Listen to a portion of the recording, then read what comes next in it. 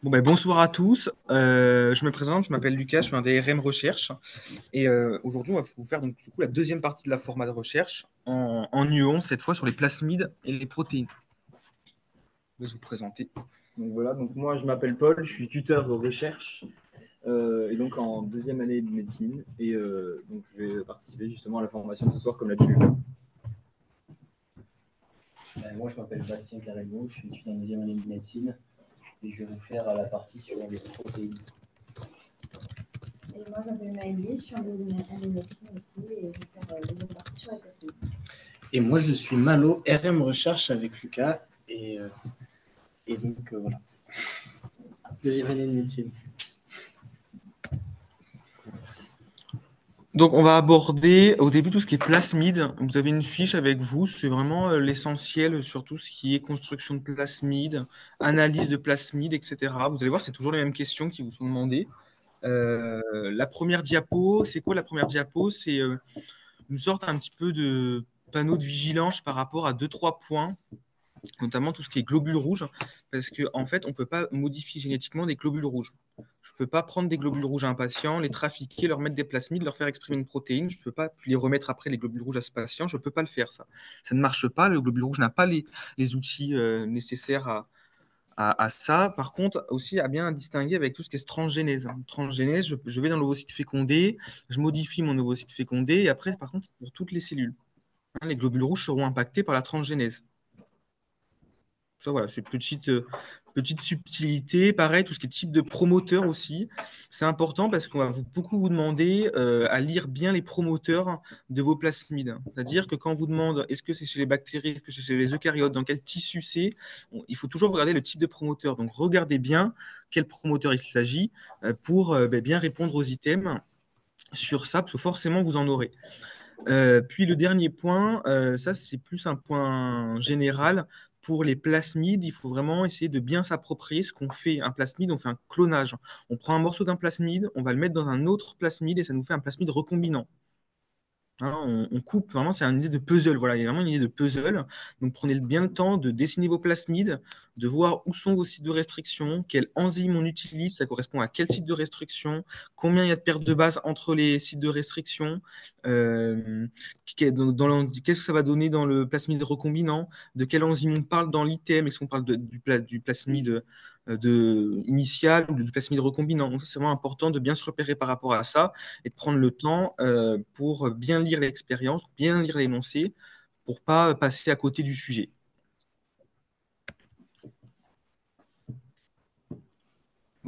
Bon, bah, du coup, on va vous refaire un point justement sur tout ce qui est dans les plasmides, sur notamment les insertions non orientées, orientées. C'est vraiment quelque chose à bien comprendre parce que ça tombe chaque année. Donc ici, on voit un exemple d'insertion donc non orientée, puisqu'en fait, là, donc c'est très schématique, hein, c'est pas vraiment des enzymes, mais c'est juste vraiment l'idée de puzzle, comme l'a dit Hugo, pour que vous compreniez bien comment ça se passe. Vous avez donc ici, en fait, les deux morceaux de droite qui ont la même forme quand on les retourne, et donc en fait, l'insertion est non orientée. C'est vraiment le même principe que dans les plasmides. Donc ici, voilà, on voit que, en fait, c'est le cas où on utilise deux fois la même enzyme de restriction. Vous allez avoir les bouts de chaque côté qui seront les mêmes, et donc l'insert peut s'insérer dans les deux sens, comme on le voit ici sur le schéma. Et donc ici, c'est le cas inverse, où là, on a une insertion orientée, puisqu'on voit que les deux bouts, les deux pièces ne sont pas les mêmes, et donc ne peuvent pas s'insérer dans les deux sens. Donc à chaque fois, même si on retourne la pièce, en fait, on ne peut pas l'insérer. Et donc c'est le cas, on va utiliser deux enzymes de restriction différentes, qui seront non compatibles, et donc dans le plasmide, ça pourra s'insérer uniquement dans un sens orienté. Donc là, ici, on a donc quand on a une insertion non orientée et non-sens, on a l'ADN C qui est transcrit mais qui ne sera pas traduit. On aura toujours la présence du promoteur et du terminateur. Et le codon stop et la séquence d'initiation, donc ce sera inversé lors de la traduction, vu que l'insertion en fait n'est pas orientée. Donc ici, justement, c'est un exemple pour que vous puissiez mieux comprendre, avec un plasmide donneur et un plasmide receveur. Ici, on voit qu'on on coupe le plasmide avec différentes enzymes de restriction, donc PST1 et IND3 de chaque côté. Et donc, on obtient ensuite le plasmide recombinant en insérant l'insert qu'on a obtenu. Donc, on a pris l'insert du plasmide de donneur donc, pour le donner dans le plasmide receveur. Et on obtient ici le plasmide recombinant. C'est clair pour tout le monde là? Ouais, plasmide recombinant, Ouais. c'est vraiment la solution. Bien pas se mélanger dans différents vocabulaires. Vous pouvez faire aussi les calculs de paire de base du plasmide recombinant. Et donc, vous vérifiez bien à chaque fois que la cassette est bien présente avec le promoteur, l'ADN codant et le terminateur. Et aussi, si on va trop vite ou si vous avez des questions, n'hésitez surtout pas à nous couper ou lever la main discrètement pour qu'on ralentisse, par exemple.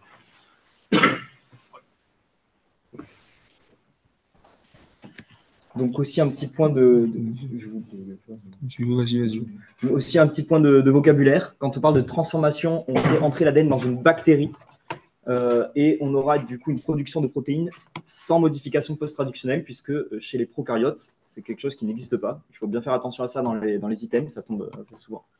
Et la transfection, c'est faire entrer de l'ADN dans une cellule eucaryote, donc comme par exemple des cellules humaines ou des fibroblastes, ce genre de choses. Et là, on pourra avoir une modification post-traductionnelle. Donc ça aussi, c'est quelque chose vraiment à faire attention dans les items. Là, on a différents moyens de faire entrer le matériel génétique dans la cellule, donc de transfecter ou transformer les cellules. On a d'abord le moyen électrique, donc avec le Jingen ou l'électroporation, qui permet justement de faire des trous en fait, dans la cellule grâce à des outils électriques et électroniques. Et on peut ensuite utiliser un vecteur viral, donc notamment des virus tels que les bactériophages pour les prokaryotes ou des virus de différents types pour les eucaryotes. On peut aussi utiliser un vecteur synthétique qui est composé de liposomes et d'ADN. Et il y a également des moyens chimiques qui permettent de faire entrer le vecteur. Ça sent que le moyen chimique, il n'est pas très efficace. Hein. Voilà. C'est plus efficace un vecteur viral ou un vecteur synthétique. Donc on va passer au QCM. premier QCM. Qui veut vous le présenter? Donc dans ce QCM, on a des chercheurs qui cherchent à exprimer la DNC dans la PI3K humaine dans les cellules mammifères.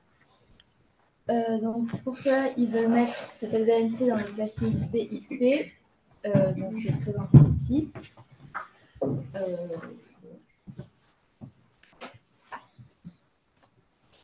Donc, premier item, la DNC peut être insérée dans le plasmide après digestion enzymatique du vecteur et de l'ADNC par les enzymes AGN3 et NCOM. Est-ce que vous avez une idée de c'est vrai ou faux? Qui pense que c'est vrai, levez la main. Ok, qui pense que c'est faux, levez la main. Ok, pourquoi vous avez mis vrai? C'est cohérent? Vous êtes sûr de vous? Oui?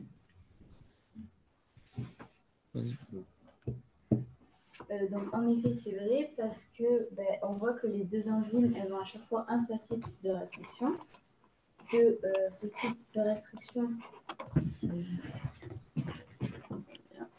donc c'est ici là, ils sont les deux à côté, il n'y a rien au milieu qu'on enlève ou qu'on retire, enfin quelques paires de bases donc tout sera à déduire si on va faire un calcul après, c'est entre un promoteur et un terminateur, donc il n'y a pas de problème, on peut utiliser ces deux enzymes.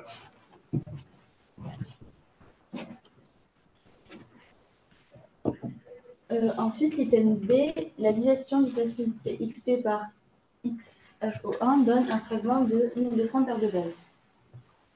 Alors, selon vous, est-ce que c'est vrai ou c'est faux? Qui pense que c'est vrai?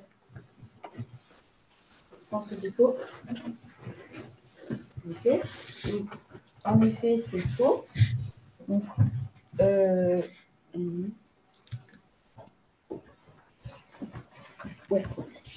Pourquoi c'est faux? Parce qu'on regarde, donc là, pour regarder où sont les sites de restriction des enzymes.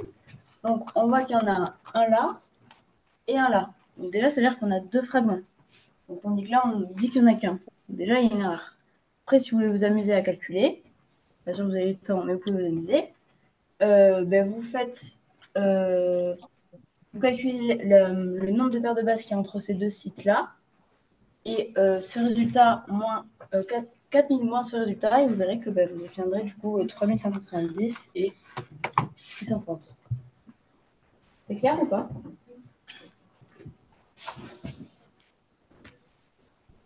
Ensuite, donc, DNC. La DNC peut être insérée dans le plasmide après digestion enzymatique du vecteur et de la DNC par les enzymes XHO1 et BAM-H1. Est-ce que vous pensez que c'est vrai? Tu penses que c'est faux?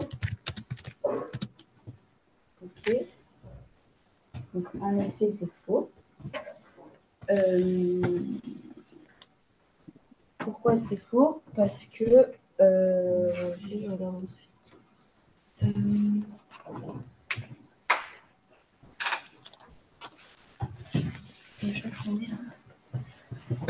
Donc, Ah oui, pardon. Donc du coup, on ne peut pas utiliser BAM-H1 parce que c'est juste après la TG. Donc ça veut dire que si on mettrait ça, par exemple, dans notre plasmide, on ne pourrait pas commencer la traduction parce qu'il ne trouvera pas le ribosome. Non. Il ne trouvera pas la TG. Oui. Donc du coup, ça ne peut pas marcher. Et il n'y a pas de BAM-H1 dans le plasmide aussi. Oui. Aussi.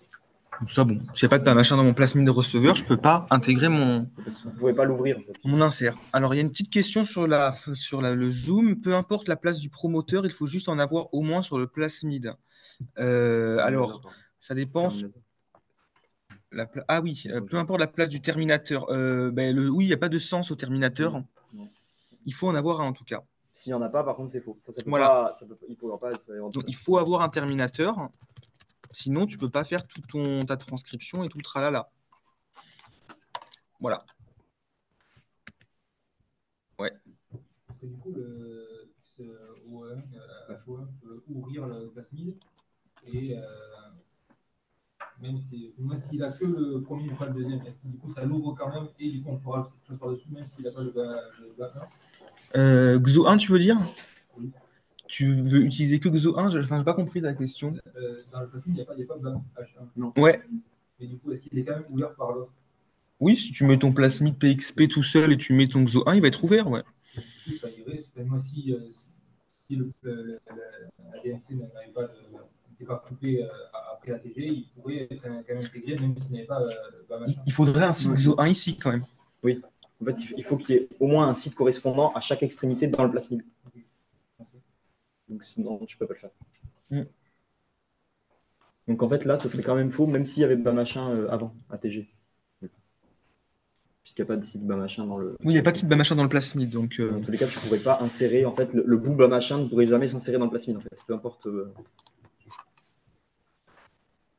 Oui.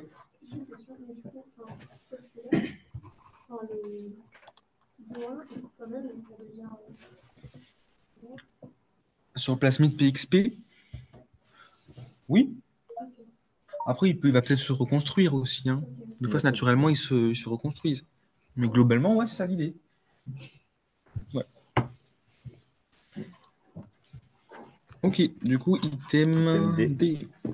Pour remplacer le plasmide recombinant, les bactéries transformées par le produit de ligation peuvent être sélectionnées grâce à la généticine. Est-ce que vous pensez que cet item est vrai? Est-ce qu'il est faux? Donc, ouais, en effet, il est faux. Est-ce que vous pouvez me dire pourquoi il est faux? La généticine, c'est avec un promoteur eucaryote. Exactement, et là, on parle de bactéries. On a un promoteur qui est eucaryote, du coup, ça ne vole pas, c'est pas possible. Voilà, et dans cet item, regardez bien le vocabulaire utilisé. Là, on parle de bactéries transformées. C'est correct. On aurait pu vous mettre transfecté, là, et ça rend l'item faux. Donc, vérifiez bien le vocabulaire dans l'item. Hein. Plusieurs choses à vérifier des fois, donc vérifiez bien. Ouais. J'ai une question. Si on met tout le plasmide, en tout cas XO1, le plasmide recombinant, il va dupliquer, comme on dit. Que la partie où il y a le promoteur prokaryote. Tu veux dire si on coupe par XO1? On met tout le plasmide. En gros, qu'on insère le plasmide PXP dans une bactérie sans l'insert. Dans l'insert, si, dans le imaginons qu'on fasse juste une seule coupe et qu'on mette tout. Et il ne va pas tout reproduire le plasmide final. C'est-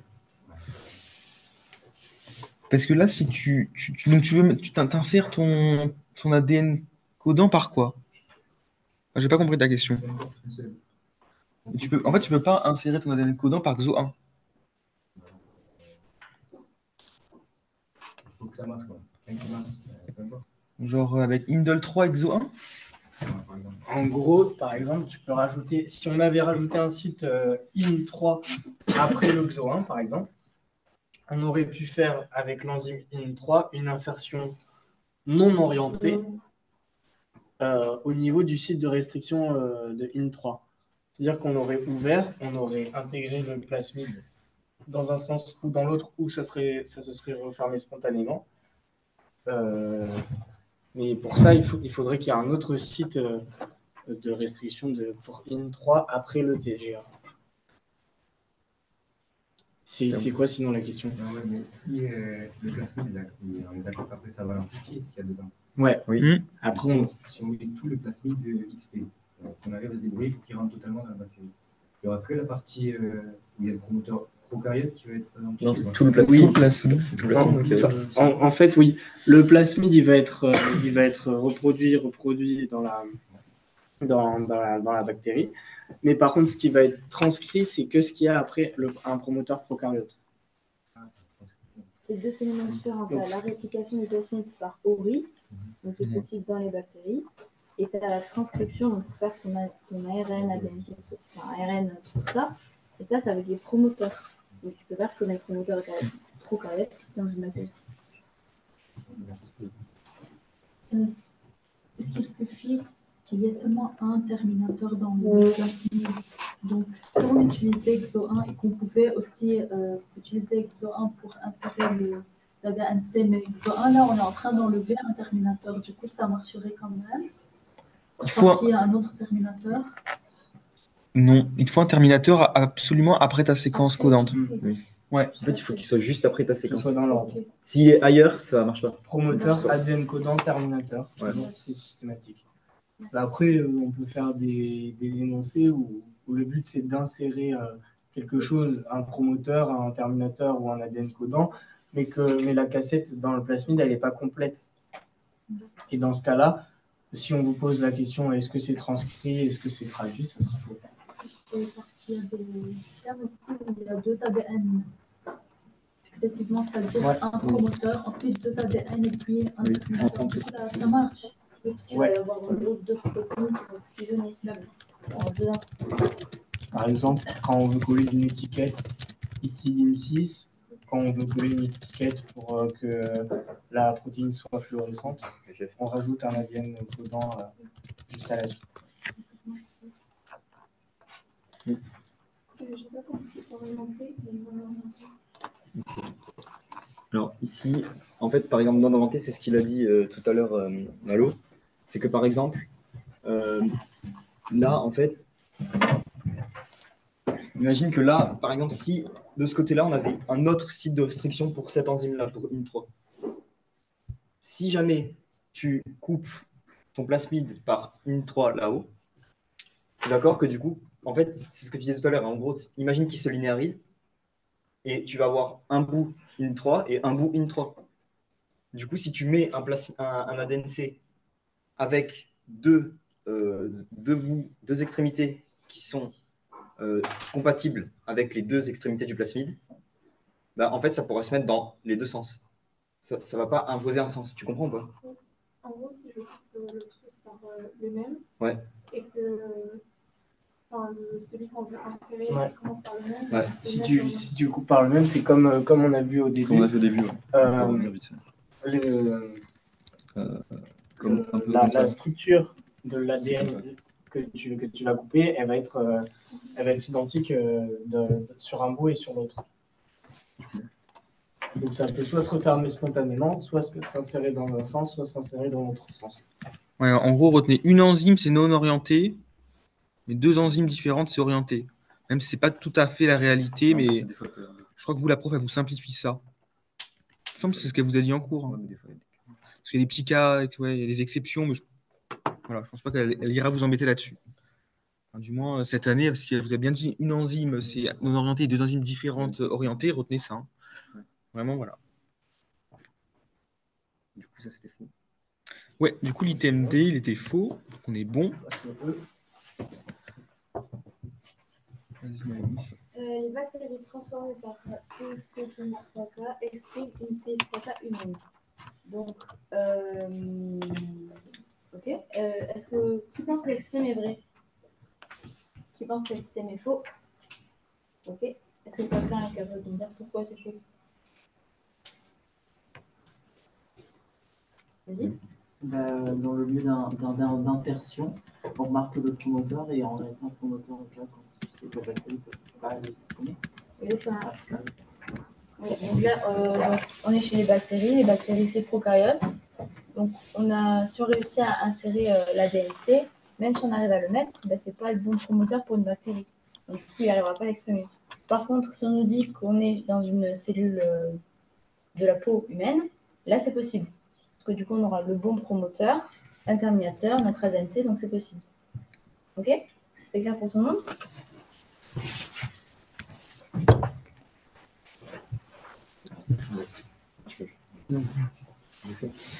Du coup, donc QCM suivant. Donc ici, on a donc modifié des cellules eucaryotes avec soit le plasmide 1, soit le plasmide 2, et on a ensuite analysé l'expression de la protéine qu'on étudie, donc SDF1, par Western blot, donc comme c'est représenté ici, sur les protéines du surnageant et ou les extraits protéiques des cellules lysées. Et donc on a les résultats à la figure 3. Donc on va commencer les items. Donc cet item A, donc, qui a une idée de réponse? Qui pense que c'est vrai, levez la main. Qui pense que c'est faux, levez la main. Ouais. Pourquoi vous avez mis faux? Mais séquence signal, c'est pas pour faire exprimer la protéine dans le noyau, tu sais. Ici, enfin, pour répondre à l'item, là, enfin, il y a plusieurs moyens de répondre. Bon, bah, déjà, on ne vous parle pas de noyau dans l'énoncé. Et en fait, c'est surtout avec la figure 3. Enfin, tu veux expliquer, Paul? Bon, c'est surtout dans la figure 3. En gros, dans la figure 3, on analyse deux choses. On fait d'abord un LISA. Vous savez ce que c'est ou pas un LISA, les cellules lysées? On prend des cellules, on les casse et on regarde ce qu'il y a à l'intérieur. Donc ça, c'est la première partie. Donc on voit qu'ici, elle est exprimée, la protéine SDF1. Bon, d'accord, ok, mais là, enfin, on peut très bien voir la protéine dans le noyau. Hein, parce que comme on casse la cellule, ben, on casse le noyau, la protéine peut être dedans et donc on la repère. Par contre, quand on fait avec le surnageant, là, le surnageant, on ne casse pas les cellules. Donc, je vais étudier dans le surnageant tout ce qui est sécrété. Je ne casse pas les cellules. Donc, si elle est dans le noyau, elle ne peut pas être analysée dans le surnageant. On ne peut pas la trouver. Et là, on voit très bien qu'on a une bande noire ici, au niveau du SDF1. Et donc, ça veut dire qu'elle est sécrétée. Parce qu'on la trouve dans notre surnageant. Ok? C'est compris ça? Et en plus, on ne vous en parle pas dans l'énoncé que c'est dans le noyau. Mais du coup, pour le plasmide 2, comme on n'a pas de bande pour surnageant, dans ce cas-là, l'item, il aurait quand même été faux. Enfin, Alors, on va dire, ça peut être n'importe où dans la en fait, cellule. je pense aussi c'est un point important à dire, c'est qu'il faut regarder quand même bien les figures avant de répondre aux questions. Et en fait, là, on voit que c'est un ADN qui code pour un shRNA dirigé contre SDF1. Donc, les shRNA, normalement, vous les avez vus au C'est un ARN interférent. C'est des ARN interférents, Ouais, vous savez, qui vont en fait diminuer l'expression de la protéine. Donc, le résultat, finalement, il paraît plutôt logique que du coup, on n'en est pas. Donc, ouais. Moi, je pense que c'est un conseil quand même global, c'est de quand même essayer d'un peu analyser les figures par vous-même, d'avoir une vue globale de la figure avant de vous lancer dans les énoncés. Bon, là, on est allé un peu vite, peut-être. Mais je pense qu'avoir une vue globale des figures, ça peut vraiment vous aider à répondre aux questions. Vous avez compris? Donc, bien faire la différence entre le surnageant et le LISA. Donc, en fait, le surnageant, c'est vraiment tout ce qui est sécrété, quoi, comme Bon, on ne casse pas les cellules, donc forcément, c'est tout ce qui est à l'extérieur des cellules. Voilà. Donc, l'item B. Donc, les cellules transfectées ont été sélectionnées grâce à la résistance à la pyrromycine, quel que soit le plasmide utilisé. Donc, est-ce que quelqu'un a une idée? Quelqu'un veut répondre? Je pense que c'est vrai. Je pense que c'est faux. Oui. Je vais répondre à vous. Je ne me souviens plus lequel, mais il y avait un où il n'y avait pas la. Oui, Oui, le premier. effectivement. Donc là, on n'a pas la puromycine dans le premier plasmide. Donc on ne pourra pas sélectionner les cellules qui vont intégrer le plasmide avec cet antibiotique-là. C'est bon? Donc là, vous voyez, ce genre d'item, il faut bien lire jusqu'au bout et regarder tous les trucs. Transfecté, est-ce que le vocabulaire est bon? Oui. Résistance de la pyromycine, regardez s'il y a le gène dans les deux plasmides. Regardez le promoteur de ces deux plasmides. Donc voilà tout ce qu'il faut regarder pour répondre à l'item. Voir si le Donc, eucaryote, prenez bien ce procaryote, tout ça. réflexe à bien vérifier chaque bout de l'item pour qu'il soit vrai. Item C. Donc les cellules prokaryotes transformées pour produire les plasmides ont été sélectionnées grâce à la résistance à l'ampicilline, quel que soit le plasmide utilisé.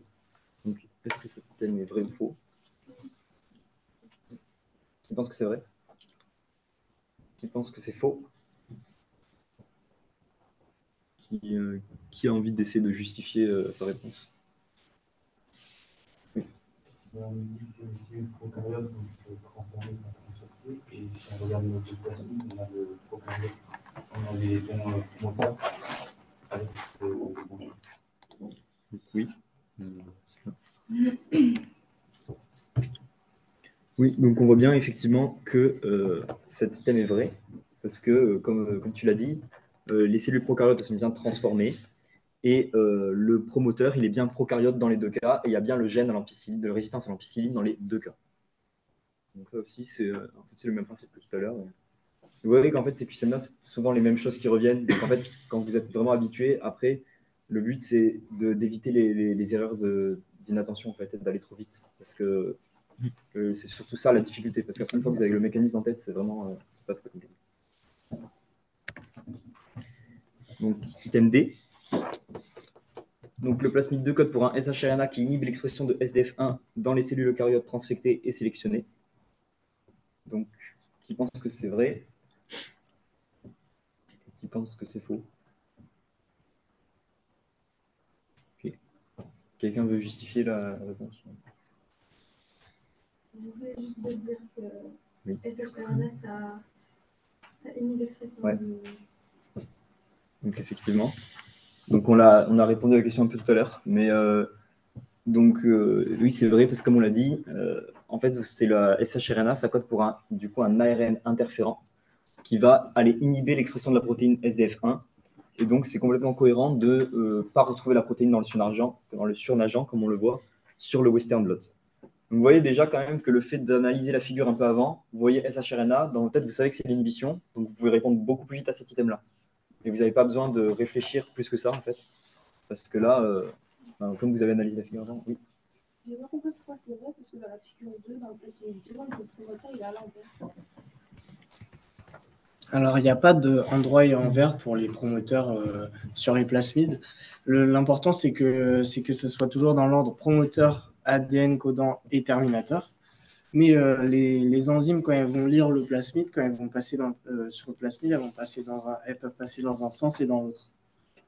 Donc, que les promoteurs ne soient pas tous dans le même sens, ça ne change rien. Bien que ton bout de la flèche soit en face de ta séquence codante. Voilà. Et aussi, ici, pour cet exercice, hein, vous regardez bien le Western blot. Vous voyez les cellules lysées, comme l'a dit Lucas, on récupère tout. Et le surnageant, c'est juste le milieu de culture. Et donc là, ce qu'il fallait voir, on voit le bêta-actine, c'est le témoin. Donc là, on peut analyser la figure en dessous parce que le témoin, il est positif pour chaque Western blot. Et donc, c'est là où on voit la conséquence de l'expression d'ARN SH. Comme on l'a dit, là, tout à l'heure, j'ai parlé du surnageant, mais on voit aussi qu'en T2, la bande, elle est beaucoup plus fine et beaucoup moins importante que dans les cellules non transfectées. Donc, en fait, ça confirme qu'il y a sans doute une inhibition et que la protéine ne disparaît pas totalement, mais en tout cas, elle n'est pas sécrétée dans le milieu. Vous pouvez l'analyser un petit peu quantitativement, le Western blot aussi. C'est bon, c'est compris pour tout le monde? Et enfin, dernier item, cette expérience suggère que les cellules transfectées avec le plasmide 1 expriment plus de SDF1 dans leur surnageant que les cellules non transfectées. Donc, qui veut répondre à cette question? Qui pense que c'est vrai? Qui pense que c'est faux? Donc, effectivement, c'est vrai, parce qu'on le voit bien, on voit bien sur le Western blot, c'est comme ce que disait Malo, on peut faire une analyse un peu quantitative et on voit bien que la bande elle est beaucoup plus importante dans les cellules transfectées avec le plasmide 1, donc T1 et S1, pardon. Et donc on voit bien que ça confirme que les cellules expriment plus de SDF1. En fait, je crois parce que dans la bande, la bande témoin de la bêta-actinine, c'est pas,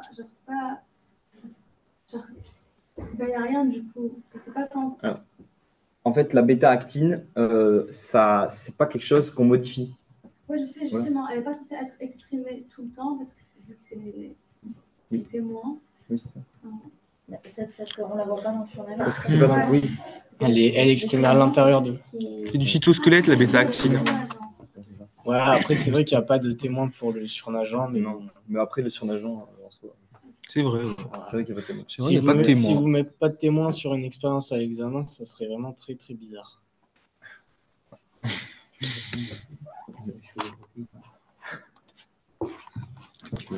Vas-y, Maëlys. Ok, donc là, le plasmide 2 représenté dans la théorie de l'exercice 2, donc c'est le commentaire, a été utilisé pour modifier génétiquement des fibroblastes humains et analyser les conséquences biologiques de la déplétion de la synthèse de SDF1. Les CSM ont été, dans un deuxième temps, injectés à un animal. Indiquez si les propositions suivantes sont vraies ou fausses. Donc, item 1. Les CSM transfectés sont sélectionnés par la résistance acquise à l'ampicilline. Vous voulez qu'on remette le plasmide pour que vous l'ayez ou pas? Pour pouvoir répondre. Là, il faut lire le plasmide, ouais. Ouais, donc il faut revenir un peu avant.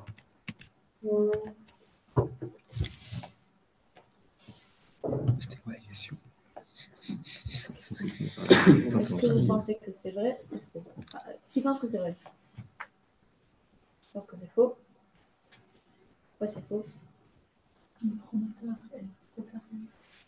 Oui, exactement. Donc c'est le même piège qu'on a déjà fait. C'est pas le bon promoteur, donc je crois que ça tombe vraiment souvent comme piège. Ensuite, les CSM expriment la shRNA même après leur injection dans l'animal. Est-ce que selon vous c'est vrai? Est-ce que c'est faux? Moi, je livre, mais je ne suis pas sûre. C'est bien vrai. C'est ça. Faut garder le promoteur. Ici, c'est le plasmide 2. Il a cet ADN codant, cet ARN interférent avec un promoteur eucaryote. Il n'y a pas de raison qu'il ne soit pas exprimé. Et puis le fait de prendre des cellules et de les mettre dans un organisme vivant, ça ne change rien au fait qu'elles ont intégré le gène qu'on a mis dedans, en fait. Donc elles vont l'exprimer, que ce soit en culture ou dans un organisme, elles l'exprimeront. Donc c'est surtout ça qu'il faut voir. On peut considérer que les animaux qui sont injectés avec les CSM reçoivent un traitement de thérapie génique ex vivo. Est-ce que vous pensez que c'est vrai? Faux? Ouais. Non, c'est pas faux. Pourquoi vous l'avez mis faux? C'est dans un organisme, donc ça ne devrait pas être une infection. Alors en fait, là, si on regarde bien l'énoncé, il faut bien lire l'énoncé, on te dit on modifie des fibroblastes humains. Mais on les a pris, on les a mis en culture, on les a modifiés. Puis on lui a injecté à l'animal. Donc on a trafiqué un truc en dehors du corps animal. Et là, on est direct ex vivo dans ce cas-là. In vivo, c'est par exemple si on modifie un virus pour qu'il apporte une information génétique aux cellules d'un patient et qu'on fait exprès d'incuber le patient avec ce virus. Item D, du coup, les animaux transmettront la modification génique à leur descendance. Est-ce que c'est vrai? Est-ce que c'est faux? C'est faux, en effet, puisque si on veut transmettre à la descendance, soit il faut qu'on ait modifié les cellules gonadiques, donc les cellules de reproduction, on va dire, soit il faut qu'on ait modifié l'animal en entier. Là, on a juste c'est juste au niveau de ses cellules somatiques, donc il ne peut pas le transmettre derrière. Ce sera que pour lui.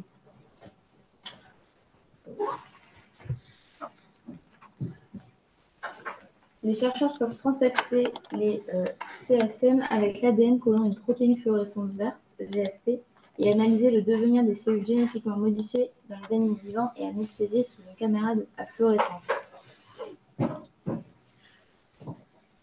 Est-ce que c'est vrai?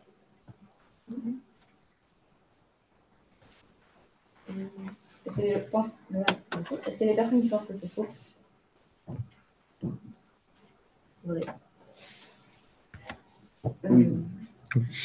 Enfin, CSM, là, on ne vous dit pas que c'est eucaryote, donc il faut faire gaffe aux réflexes. Transfecter, c'est pour eucaryote. Et oui, donc si on les transfecte avec une protéine fluorescence verte, vous pourrez la voir avec une caméra fluorescence. Il n'y a pas de piège là. Ouais. Juste dans l'énoncé de Sofiane, on parle des conséquences biologiques de la déflexion de la synthèse de SDF. C'est comme on va avoir une diminution de la synthèse de SDF1 quand on intègre, quand on a l'expression du SHARN. Voilà. Le petit SHARN contre SDF1, il va induire une diminution qu'on voit dans les Western blots de la synthèse de SDF1 et surtout de la sécrétion. Et donc ça, c'était pour étudier les conséquences cliniques, mais bon, il n'y a pas eu de proposition. Il y a eu plutôt des questions de cours, il n'y a pas trop de questions cliniques.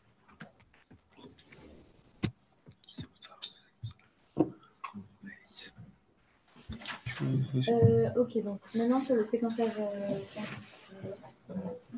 Donc, pour faire ça, on a besoin d'une liste à connaître par cœur globalement si on pose des QCM dessus.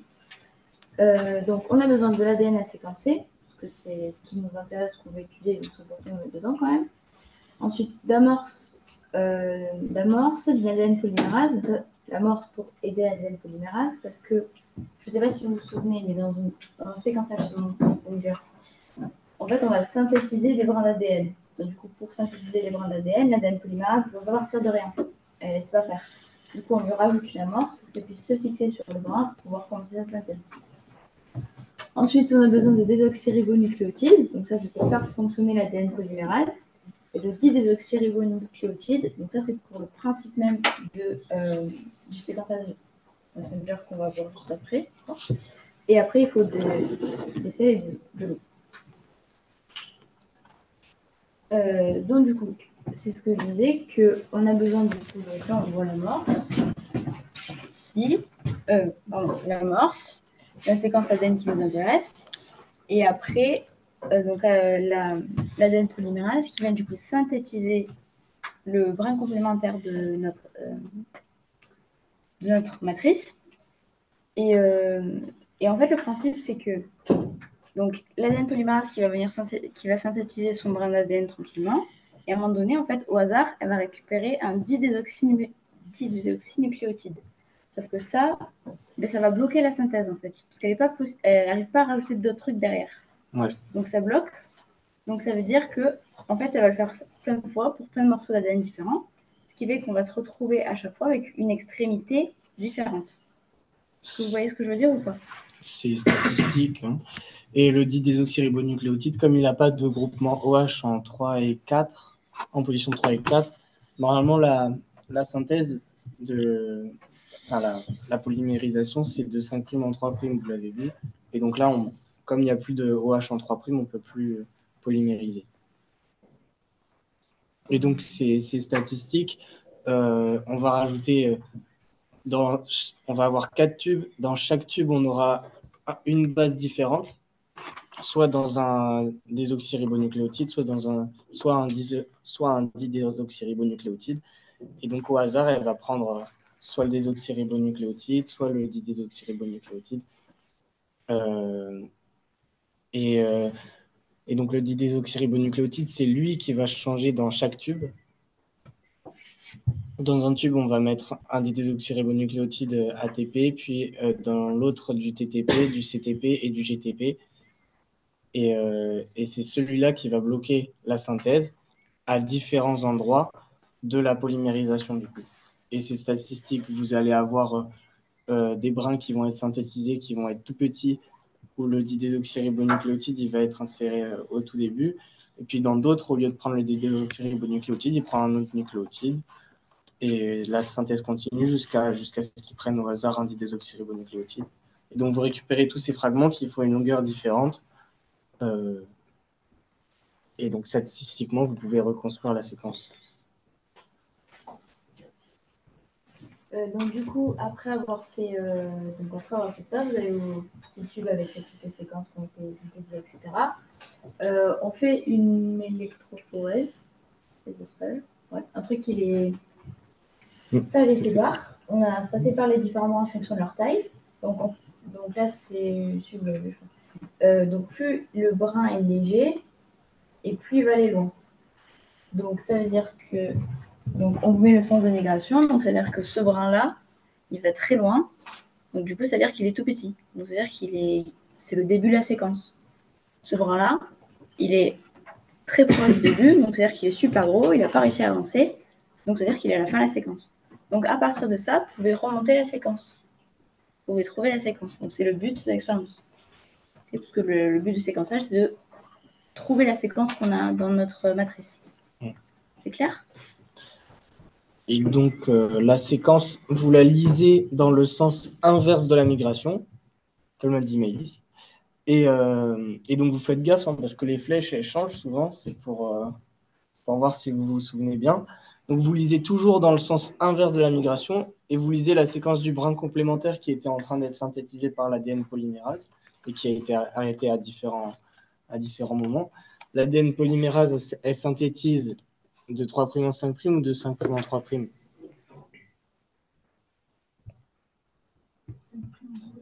Ouais.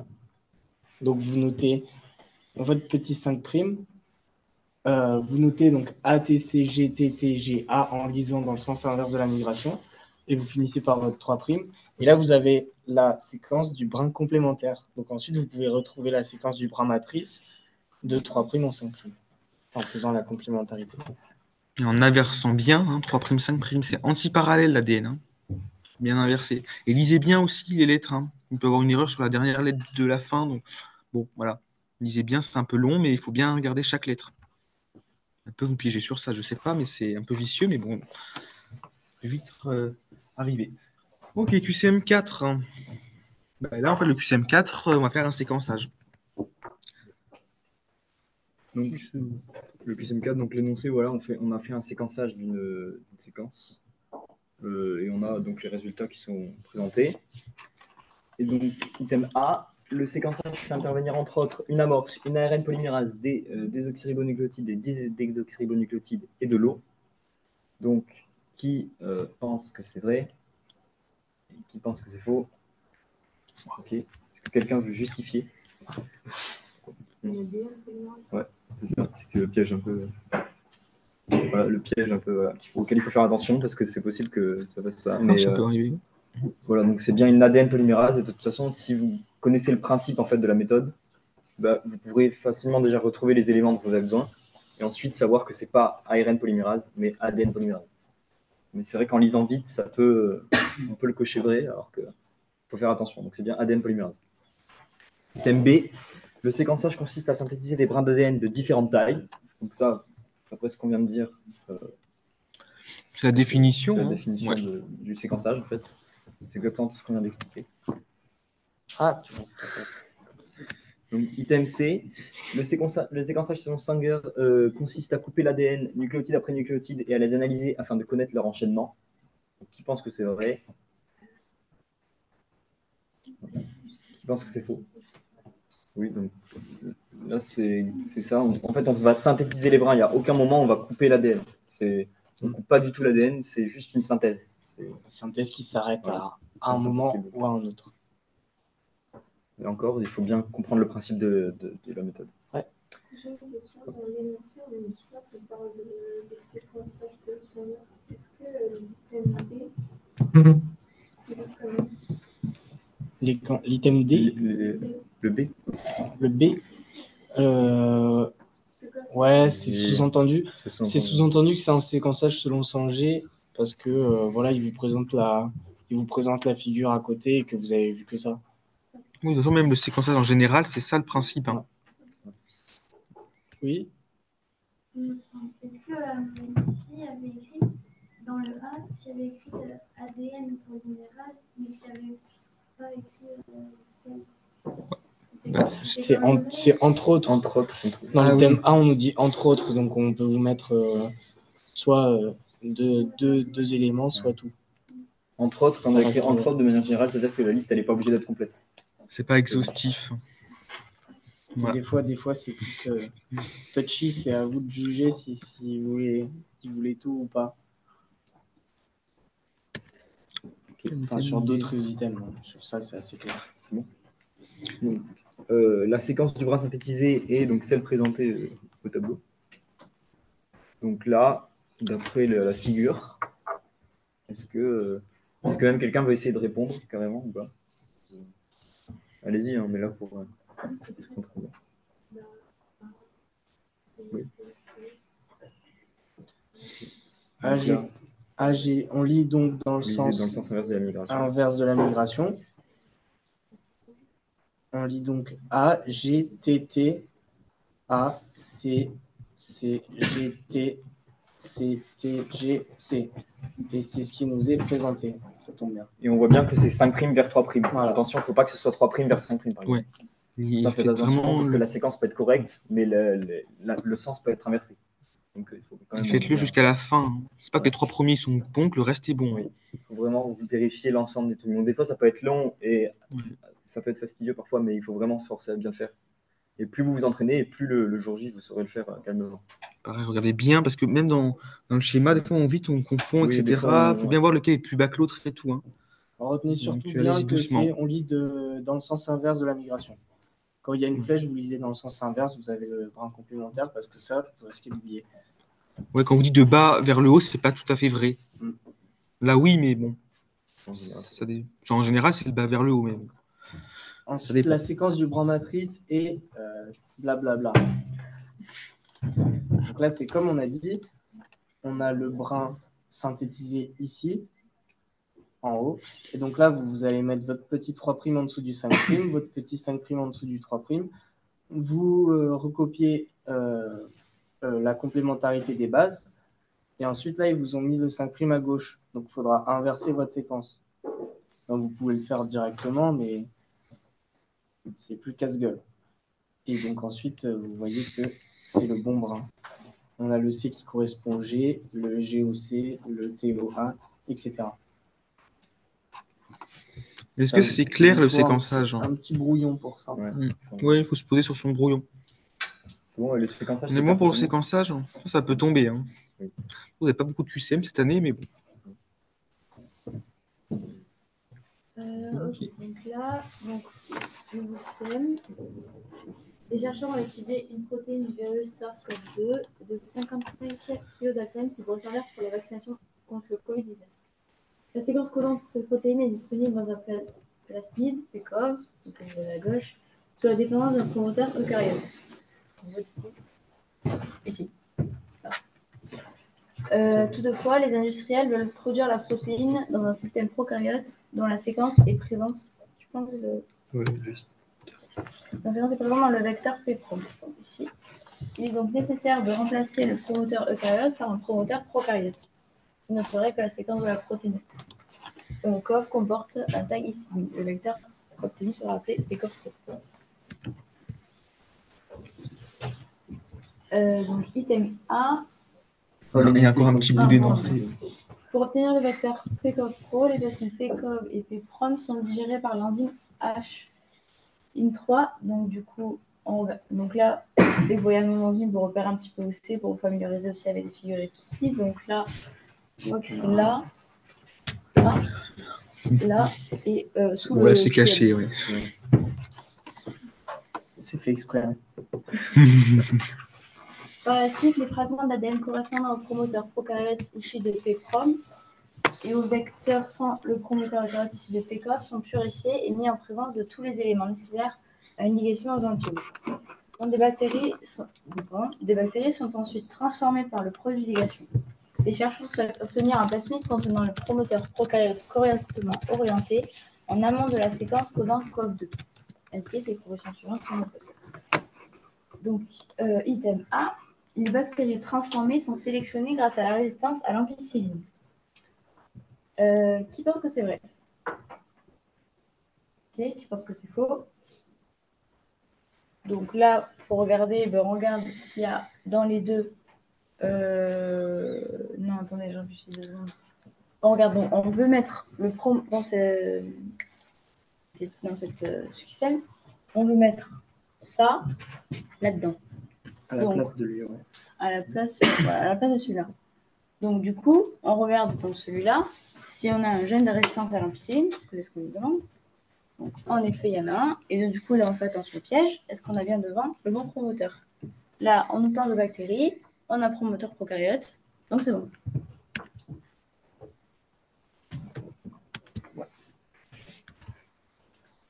Item B, les bactéries ont pu être transformées par électroporation. Est-ce que vous pensez que c'est vrai?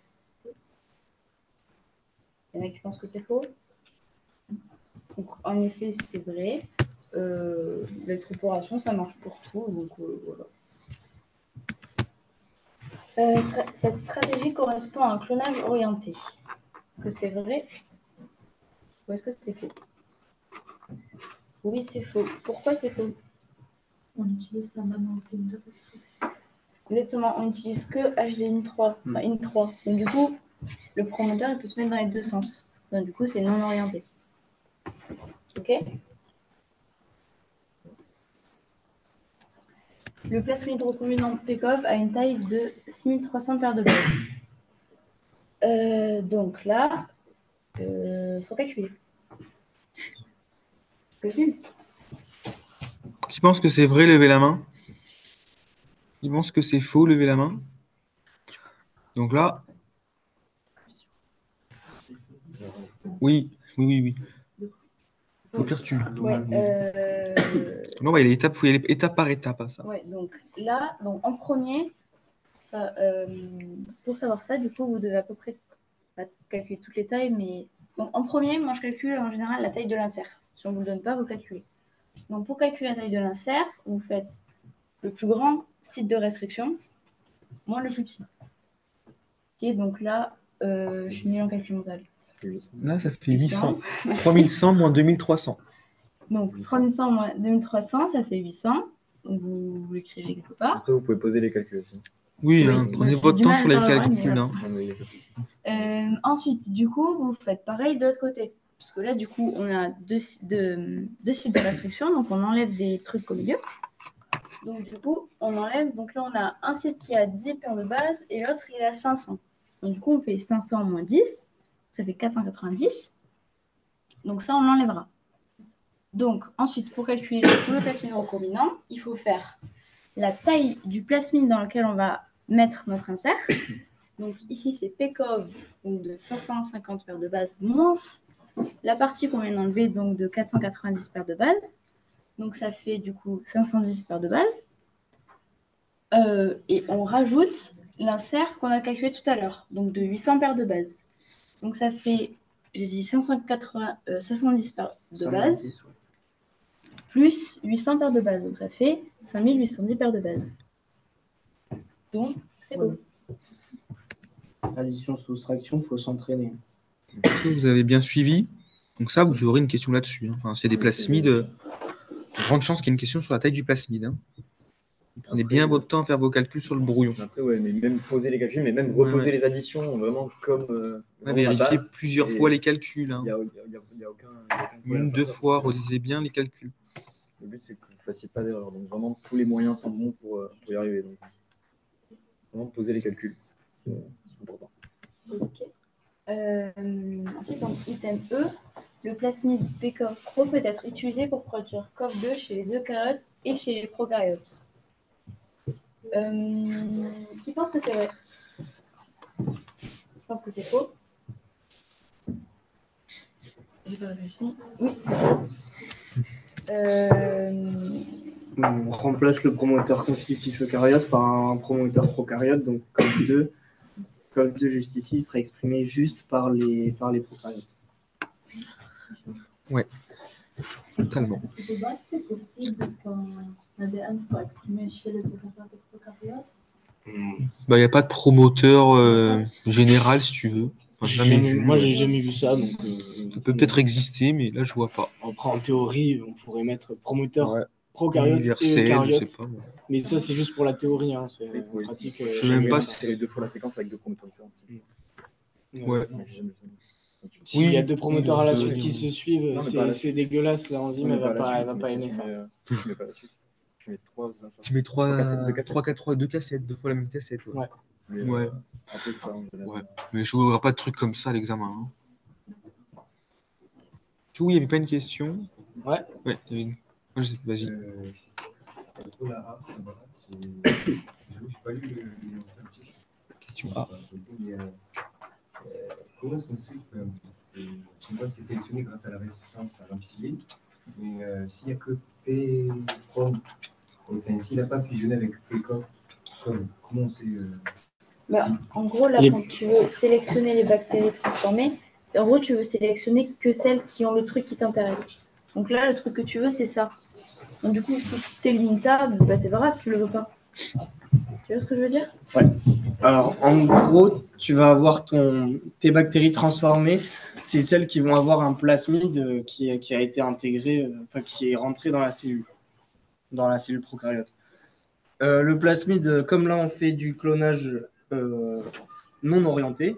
On a IN3, une seule enzyme pour le clonage. Le plasmide, il y a trois possibilités. Soit il s'est refermé spontanément sur lui-même, soit on a inséré l'insert dans le bon sens, soit on l'a inséré dans le mauvais sens. Là, pour cette question, on n'en a pas besoin. On veut juste savoir lesquels ont été transformés et les récupérer. Pour les récupérer, déjà, il faut que tu vois quel plasmide va être le recombinant. Le recombinant, tu déduis de l'énoncé que on veut mettre ce promoteur ici. Donc le plasmide recombinant, la structure de base, ce sera celle de Pekov. Et ensuite, tu regardes juste ça. Et donc les bactéries transformées, quand tu les sélectionneras par ta résistance à l'ampicilline, tu auras 3 types de clones. Celles qui ont le vecteur qui s'est refermé spontanément, celles qui ont le promoteur dans le bon sens et celles qui l'ont dans le mauvais sens. Alors que si c'est orienté, tu peux avoir que dans un seul sens, parce que ça ne peut pas se refermer spontanément. Et il faut obligatoirement qu'il y ait l'insert. on ne peut pas avoir le P-prom tout seul? Non, parce Tu que l'injectes pas? on l'injecte pas, ouais.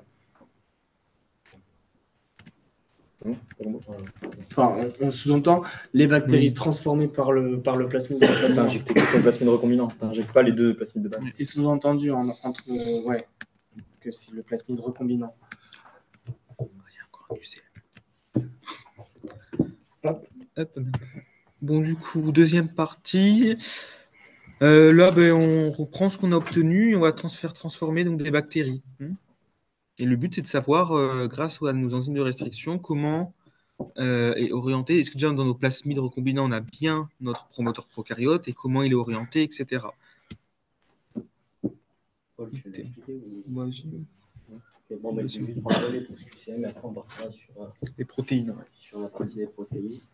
Donc Lucas vous a expliqué l'énoncé. L'item A vous dit, quel que soit le sens d'insertion du promoteur dans le plasmide PCOV, il peut y avoir une transcription de la DNC de COV2. Qu'est-ce que vous en pensez?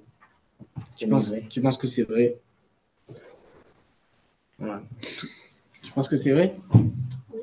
Pourquoi? Parce que quand c'est un clonage, je pense non orienté, on ne peut pas faire de traduction, on peut faire la transcription.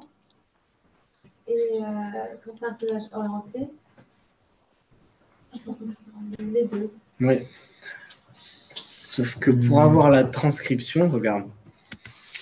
Vas-y, explique. En fait, si tu insères ton promoteur dans le mauvais sens, la transcription est partie dans le mauvais sens, donc tu vas rencontrer le terminateur avant même d'avoir rencontré la séquence roulante. En fait, la transcription, elle n'aura pas lieu. et ni la traduction par voie de conséquence. Ouais, l'enzyme, elle va dans le sens du promoteur. Si tu le fous à l'envers, là, elle va partir là-bas, elle va pas trouver COV2. Ouais. C'est pour l'ADN SIM que s'il est à l'endroit ou à l'envers, il peut être transcrit. Totalement. Dans du pointer. Un DNC, ouais, c'est totalement ça. Thème B, l'utilisation de l'enzyme NOT1 permet d'évaluer la taille du plasmide. Qui pense que c'est vrai? Je pense que c'est faux. Il n'y a pas beaucoup de participation. Ben c'est vrai. Parce qu'en fait, il n'y a qu'un site de restriction pour NOT1. Ce qui fait que si on digère le plasmide par NOT1, on va linéariser le plasmide. Et ça, c'est la condition nécessaire et suffisante pour l'étudiant en électrophorèse. Il faut qu'il soit linéarisé. S'il est circulaire, ce n'est pas possible de faire une électrophorèse dessus. Question. Des questions? Moi aussi, j'ai trop dit. Oui, thème C. L'utilisation de l'enzyme IND3 permet d'identifier les plasmides contenant le promoteur prokaryote. Je pense que c'est vrai. Je pense que c'est faux. Comment on fait pour répondre à ce genre d'item? Oui. Oui, totalement. Donc, pourquoi vous avez mis faux? Par Nimble, ça va rien donner sur le promoteur. T'es sûr de toi? Dans le plasmide recombinant. Ouais. Par rapport au plasmide initial. Il y aura une différence. Mais on peut introduire le promoteur, mais ça ne nous donne pas une information sur le promoteur. Si, en fait, si. En fait, ici, ce qu'il fallait voir, c'est que le promoteur, il est encadré par 2 sites de restriction IND3. Donc, en fait, si j'ai le promoteur eucaryote, donc que j'ai pas le promoteur prokaryote qui a été cloné, dans ce cas-là, je vais avoir un fragment avec une taille X. Tandis que si j'ai le promoteur prokaryote qui a été cloné dans le plasmide, j'aurai du coup un fragment du coup d'une taille Y qui sera différente. Parce que les promoteurs, ils n'ont pas la même taille. Ouais, du coup, si tu coupes par une 3, tu auras un fragment ici de 490, un fragment ici à 800, tu auras le fragment de ça, et tu auras le fragment ici. Et s'il y a le plasmide recombinant, tu retrouveras exactement les mêmes fragments. La différence. Et après, le but, c'est d'analyser par électrophorèse souvent dans ce genre Ouais. de QCM. C'est ce qu'on sous-entend là, dans les thèmes. Item B, l'utilisation de l'enzyme IND3 permet d'évaluer le sens d'insertion du promoteur prokaryote dans le plasmide PCOV Pro. Qui la met vrai, ça? Et qui la met faux? Ouais. Donc ça, c'est bien faux parce qu'en fait, le fait que le promoteur soit cloné dans le bon sens ou dans le mauvais sens, moi, j'ai juste une information sur la taille, mais je ne vais pas pouvoir savoir s'il est dans le bon sens ou dans le mauvais sens. En fait, dans les 2 cas de situation, j'aurai la même taille de fragment, donc je ne pourrais pas faire la différence. C'est pour ça que cette enzyme ne permet pas d'évaluer le sens d'insertion du promoteur prokaryote. Une question. Item E, l'utilisation de l'enzyme PST1 permet d'évaluer le sens d'insertion du promoteur prokaryote dans le plasmide PCOV Pro. Qui met vrai? Pourquoi vous mettez vrai? Ouais. Parce qu'on va linéariser le truc. Ouais. Qui a mis faux? Levez la main, ceux qui ont mis faux. Du coup, c'est quoi votre argument?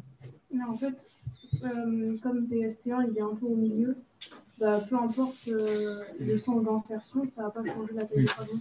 Il est en plein milieu là, carrément. Ouais, En plein milieu. En fait, quand vous avez votre plasmide recombinant, vous mettez votre petit promoteur dedans et ensuite vous regardez l'enzyme qu'on vous propose, c'est PST1.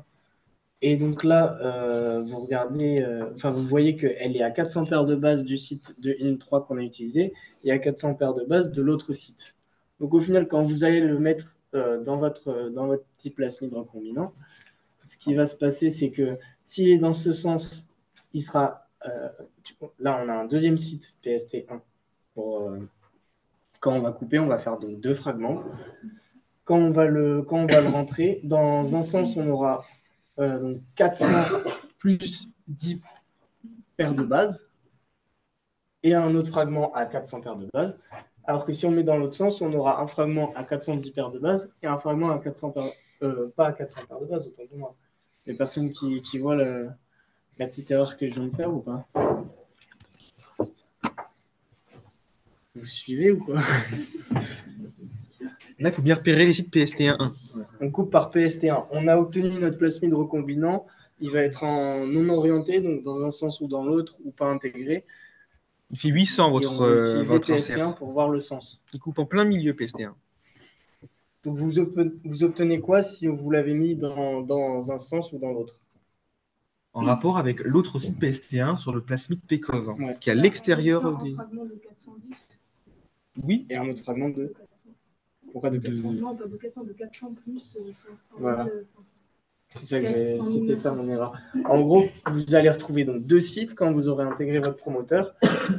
Un site qui sera à peu près ici, quoi, et un site qui est ici. Donc vous aurez la longueur totale de votre plasmide, moins 410 paires de bases. Et donc ça sera les 2 fragments. Il y aura un, ce sera le plasmide recombinant moins 410 paires de bases. Et donc vous retrouvez les 2 fragments que vous obtiendrez après coupure par PST1. Ça, c'est pour s'il est inséré dans un sens. Et s'il est inséré dans l'autre sens, pareil. Parce que PST1, dans ce qu'on a intégré, il est situé en plein milieu. Il y a des questions ou pas sur les plasmides? Moi, j'ai pas compris. Ouais. Alors, je vais réexpliquer plus posé. Si tu veux changer de... Vas-y. Alors, tu as ton fragment d'ADN que tu intègres dans ton plasmide, tu obtiens le plasmide recombinant. Tu es en non orienté. Là, on veut étudier le sens d'insertion du promoteur. Donc, soit il va être dans un sens ou dans l'autre. Pour étudier le sens, il faudra couper par une enzyme, faire une électrophorèse et retrouver la taille des fragments. On vous propose l'enzyme PST1. Le but, c'est de retrouver si, en coupant par PST1, on va obtenir des fragments d'une taille différente qui vont nous donner une information sur le sens d'insertion du promoteur. Donc là, on est en train de travailler avec le plasmide recombinant. Totalement. Voilà. C'est ça. PCOV Pro, hein, c'est écrit dans l'énoncé. Donc, vous avez besoin de trouver des informations pour comprendre le sens dans lequel a été inséré le promoteur.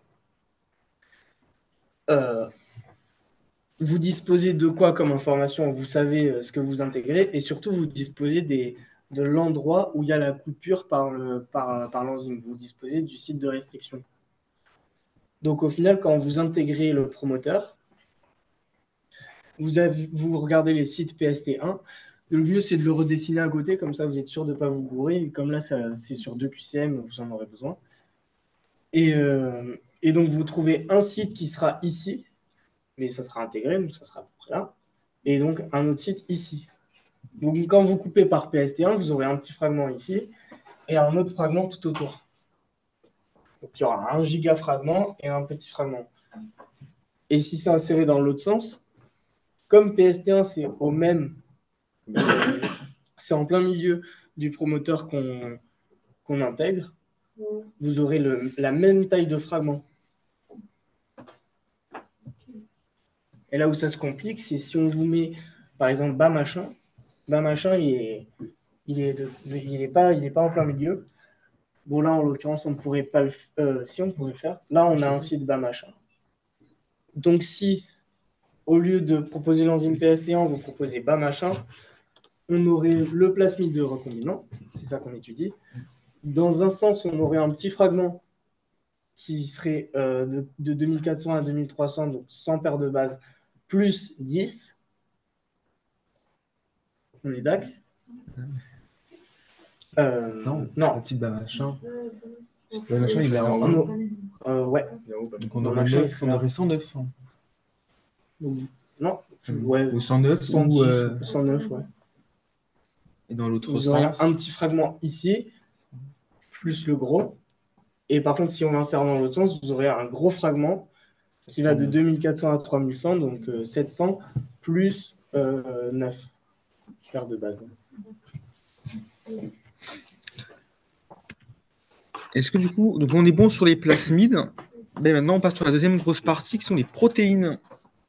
Allez, oula, attention. Merde, je fais des conneries. Donc, on va commencer par revoir quelques techniques, même si je pense que vous les connaissez, mais ça ne fait pas de mal. Donc, la chromatographie échangeuse d'ions. Donc déjà, ce qu'il faut savoir, c'est que dans une chromatographie échangeuse de cations, la phase stationnaire, la résine, est chargée négativement. C'est l'inverse en fait. Et donc, elle est chargée positivement pour une chromatographie échangeuse d'anions. Ça, il n'y a pas de problème avec ça, vous le savez. Voilà. Avec la solution de lavage, donc lors du lavage, on recueille les protéines qui possèdent la même charge, celles qui sont positives ou négatives, en fonction qu'on soit dans l'une ou l'autre des conditions. Voilà, ouais, ici exactement.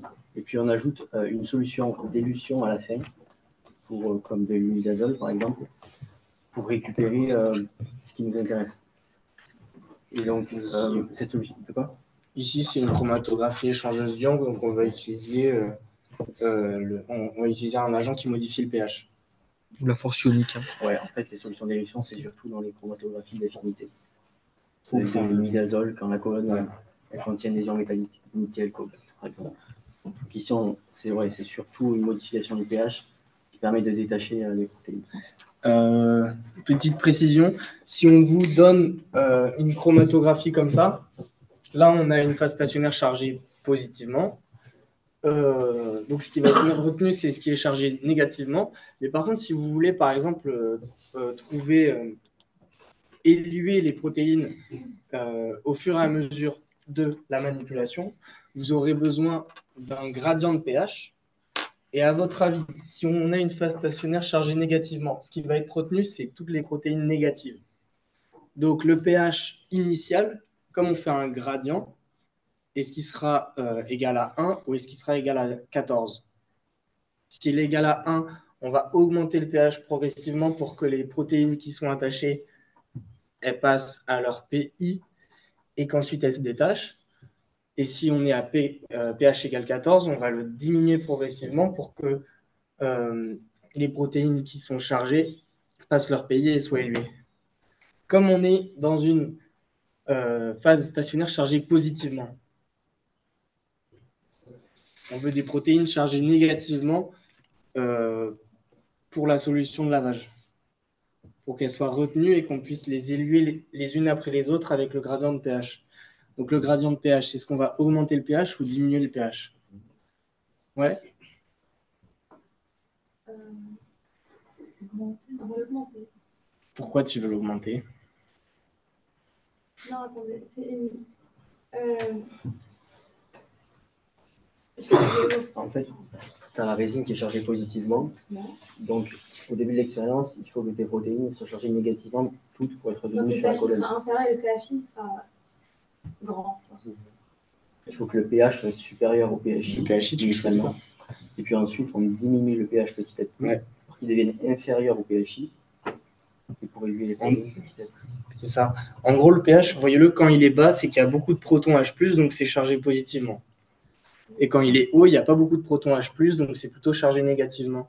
Là, on veut toutes les retenir, puis ensuite les élever progressivement. Donc si on veut toutes les retenir, il faut qu'elles soient toutes chargées négativement. Pour qu'elles soient chargées négativement, le pH il doit être supérieur ou inférieur au PI.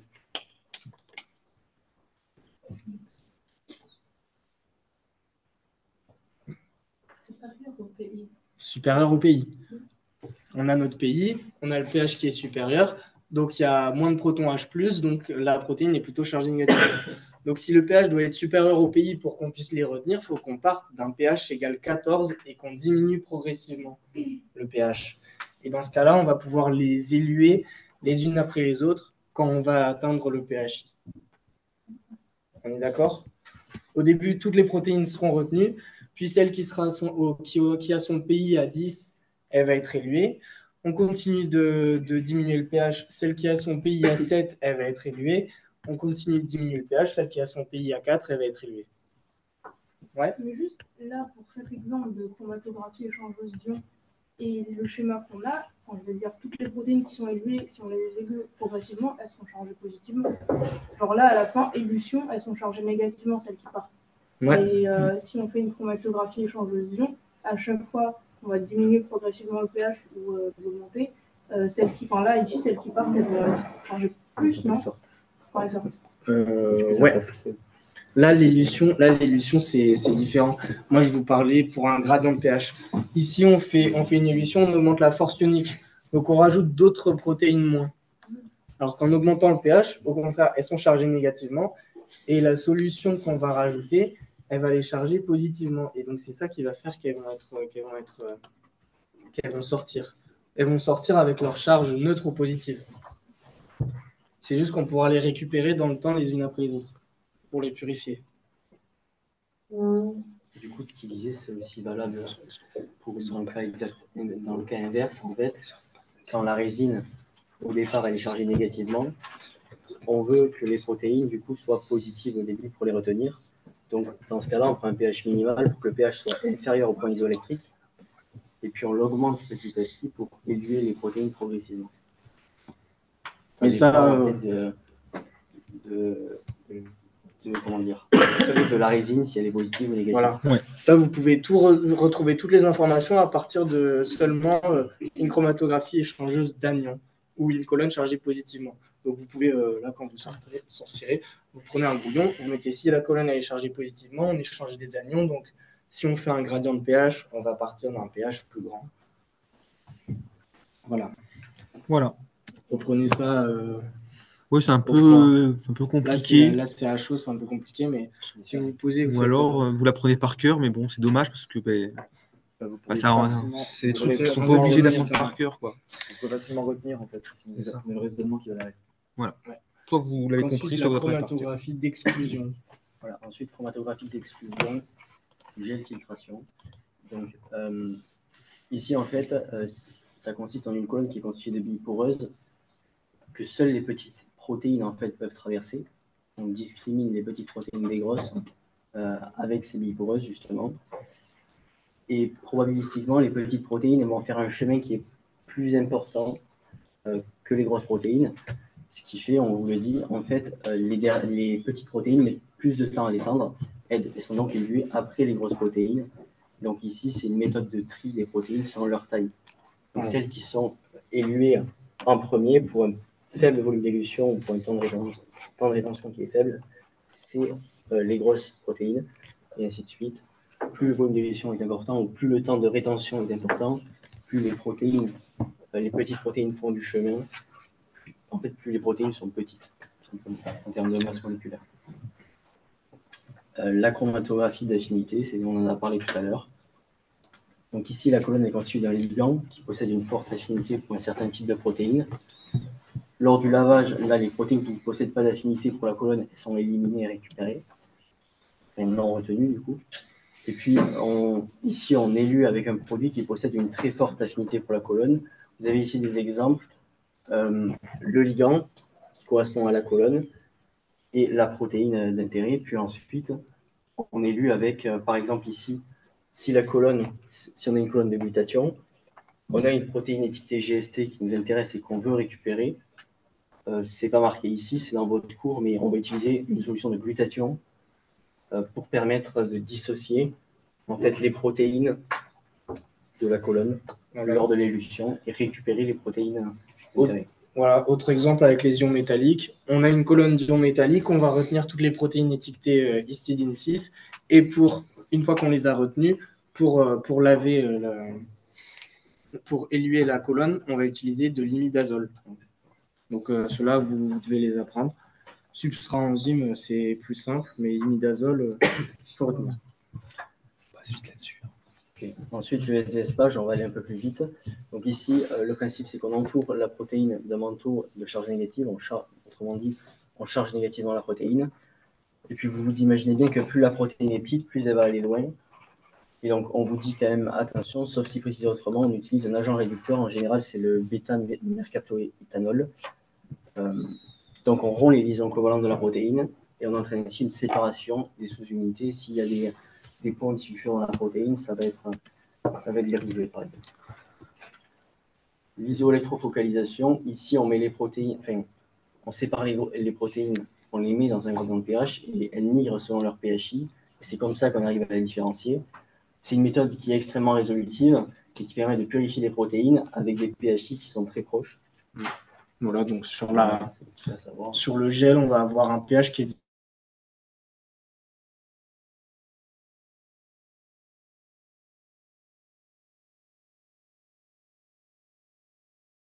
différent à chaque graduation du gel. Et donc, ça, hein.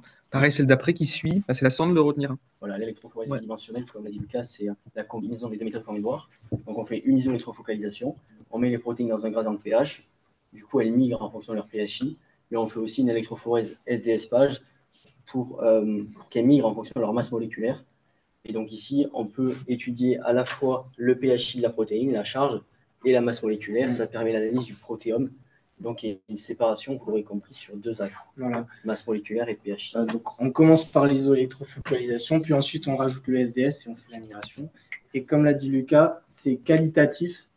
Donc, ça veut dire que peu importe la taille des tâches, ça vous donne pas d'informations sur la quantité de protéines. C'est ça que ça veut dire qualitatif. Donc, premier QCM. Donc ici, les chercheurs ils veulent purifier une protéine, en l'occurrence la DS-RED, qui est une protéine qui fluoresce en rouge sous sa forme native.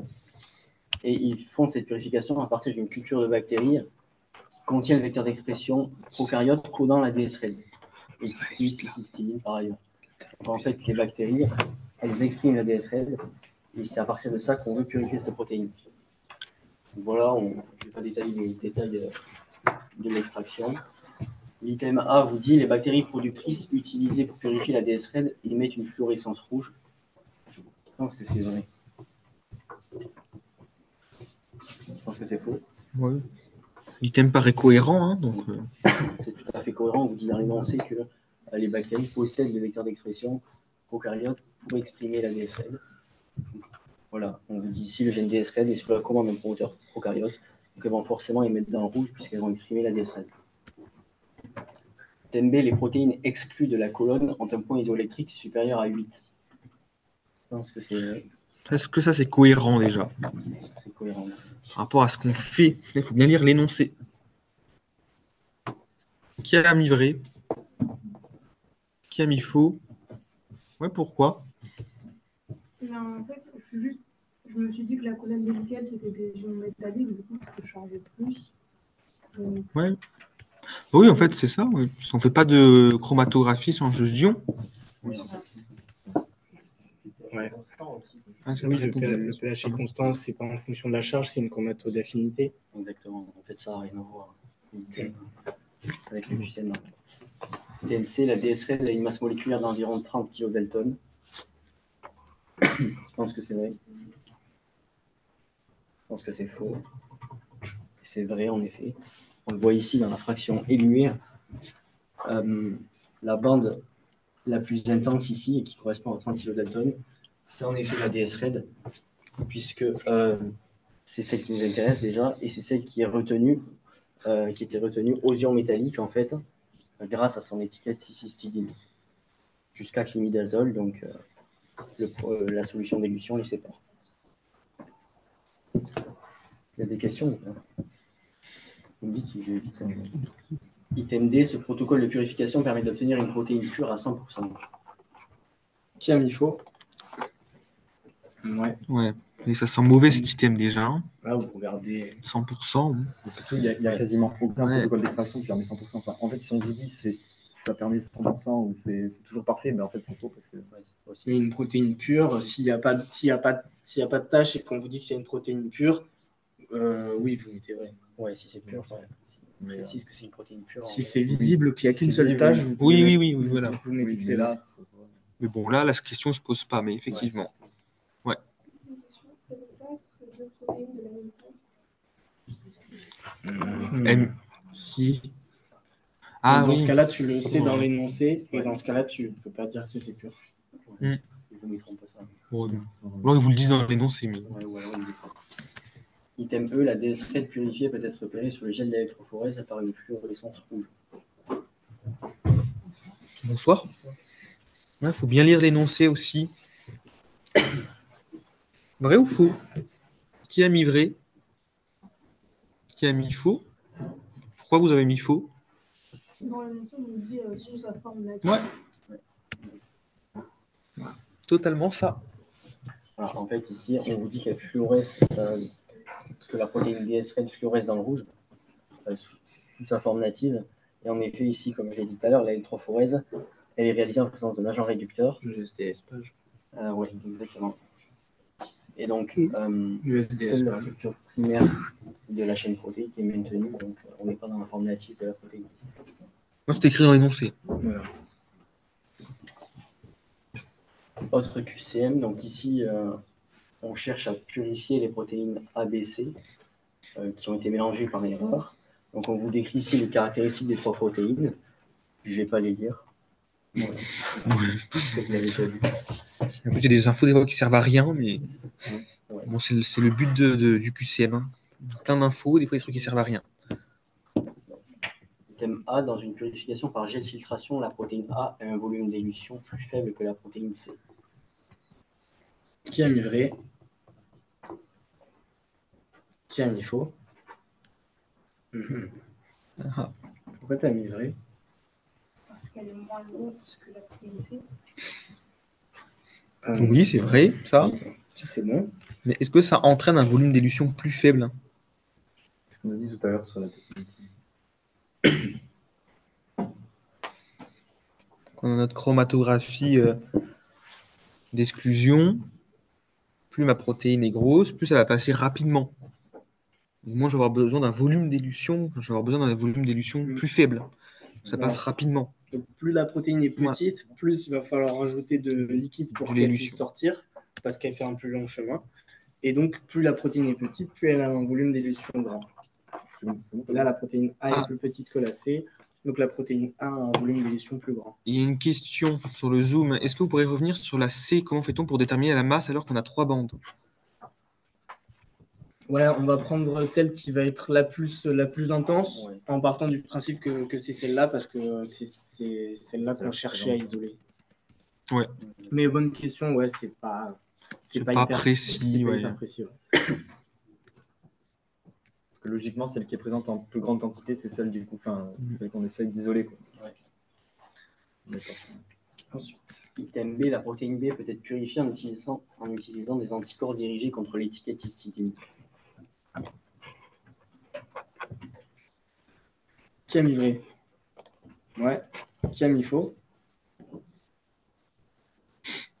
Ouais. T'as mis faux? Ouais. Pourquoi? Les anticorps, c'est pas... C'est pour, ouais. Anticorps, c'est pour l'antigène. Après, le truc, c'est qu'avec les anticorps, on peut faire plein de trucs et on peut faire un antigène dirigé contre l'étiquette histidine. Petite subtilité. Oui. Ou par affinité avec des ions métalliques, comme c'est écrit dans votre cours. Écrit peut être purifié. Avec l'anticorps, on peut faire tout plein de trucs. Anticorps, en fait, avec l'anticorps, vous pouvez quasiment tout accrocher. Quand c'est des protéines, vous pouvez mettre des anticorps contre n'importe quelle protéine. Mais c'est pas le truc de première intention, forcément. Hein. Ouais. Parce que ça coûte cher. TMC, si une chromatographie échangeuse d'anions est réalisée à pH égale 7, la protéine C est retrouvée dans la fraction non retenue. Il faut bien lire l'item jusqu'à la fin. C'est là que le raisonnement de tout à l'heure qu'on a fait. Donc à pH 7, la protéine C, elle est positive ou négative? Négative ou positive? Pourquoi négative? La protéine C, elle a un PI de 4. Et on aura le pH qui sera supérieur. Ouais, tout à fait. Donc elle est négative. Oui, c'est ça. Voilà, le pH il est supérieur au PI. Du coup, tu as moins d'H+ dans la solution. Moi, c'est mon moyen de voir. Plus le pH il est grand, moins tu as d'H+, donc moins tu as de charge positive. Ouais, faut faire gaffe. Du coup, elle est chargée négativement et du coup, elle est retenue. Voilà. TMD, l'analyse du mélange des 3 protéines en électrophorèse SDS page en présence d'agents réducteurs met en évidence 3 bandes repérables par des masses moléculaires différentes. Qui a mis vrai? Qui a mis faux? Ouais, totalement. Il y a combien de bandes? Il y en a 4, ouais. 4 tailles différentes, 4 bandes. Hein. Parce qu'on a l'agent réducteur qui va détruire la structure du pont disulfure entre le 100 et 60 kDa, donc on aurait 4 bandes. Si là, par exemple, la sous-unité elle faisait 44 kDa, on aurait eu 3 bandes.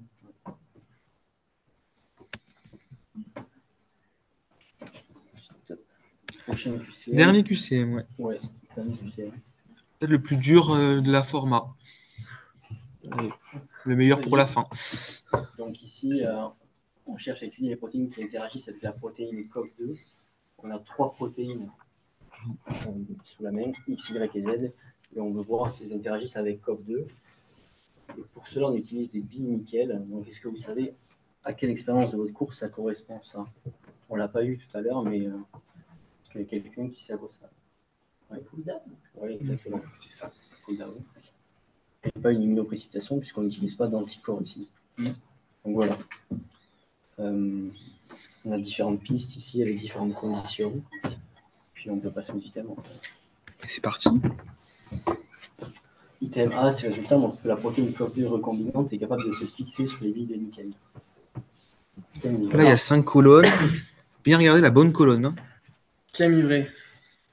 Ouais. Qui a mis faux? Ok. Ça a mis faux. Bon. Donc, oui. Comment vous avez fait? Ouais. Vous regardez en haut toutes les entrées. Ici, on a les billes de nickel et COV2. Les billes de nickel, c'est ce qui va nous permettre de pêcher la protéine. Donc, on fait notre pull down et on retrouve dans le Western blot qu'il y a bien la protéine COV2. Donc, elle a été pêchée par la bille de nickel. Donc, elle se fixe sur la bille de nickel. Ouais. Juste sur le schéma, je ne comprends pas pourquoi il y a COV2 en haut et aussi sur le côté. COV2 ici. Ça veut dire, c'est dans notre culture. En haut, c'est qu'on a mis COV2 dans notre échantillon. Ouais, en haut, c'est les entrées. Quand c'est plus, c'est que c'était dans... Au départ, si tu veux. C'est dans ce qu'on a rajouté au départ. Et après, à droite, c'est le résultat de ce qu'on a pêché, repêché. À droite, c'est les bandes qui correspondent au Western blot. En fait, ça t'indique que la bande au milieu, c'est la protéine COV2. Sinon, tu peux pas le savoir. C'est bon? Item B, ces résultats indiquent que la protéine Z se lie aux billes de nickel. Qui a mis vrai? Qui a mis vrai? Qui a mis faux? Enfin, vrai, oui. Personne n'a mis faux? Bah là, c'est pareil. Bah, vous avez raison.